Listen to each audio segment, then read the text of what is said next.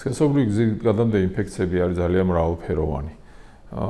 ცალკე დარგიც შეიძლება ითქვას მედიცინის არის ხო ვენეროლოგია ერქვა მას ადრე რომელიც შეისწავლის ეს არის ძალიან მრავალფეროვანი ჯგუფი ინფექციებისა რომელშიც აი შედის ბაქტერიები, ვირუსები, პარაზიტები და სოკოები რომლებიც ანუ პრაქტიკულად თითქმის ყველა სახის მიკროორგანიზმი რომელიც სქესობრივი გზით შეიძლება იყოს გადაცემული და იმიტომაც ქვია სქესობრივი გზით გადამდები ინფექცია.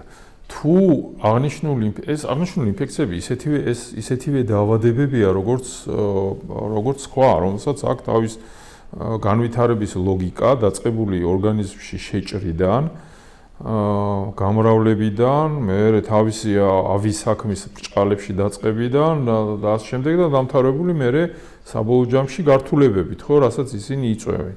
ანუ ის რო შეიჭრება ის ორგანიზმში ადამიანის შესული არ არის სასიკეთო საქმისთვის, ხო? ის არის იქ ამ ორგანიზმის დასამარცხებლად ბრჭყალებში მისი აზრით დასანგრევად. გართულებები შეიძლება გამოიწვიოს რა თქმა უნდა. და ეს გართულებებიც ასევე არის მრავალმხრივი. ჩვენ თუ საუბრობთ მამაკაცებზე, ყველაზე ხშირი გართულება რაც ამ ინფექციებმა შეიძლება გამოიწვიოს, ეს არის უშვილობა და ყველაზე ხშირი რაც ხდება. და უშვილო წყვილებში სტატისტიკურად ესეთი პაციენტები მნიშვნელოვან წვლილს შეადგენენ, რომელთაც ჰქონდათ გადატანილი სქესობრივი გზით გადამდები ინფექციები. ასევე უმკურნალებელმა ხანგრძლივმა სქესობრივი გზით გადამდებმა ინფექციებმა მაგალითად მამაკაცებში შეიძლება გამოიწვიოს ონკოლოგიური დაავადება საბოლოო ჯამში, როგორც არის მაგალითად წინამდებარე ჯირკვლის, ანუ პროსტატის ჯირკვლის კიბოს განვითარება.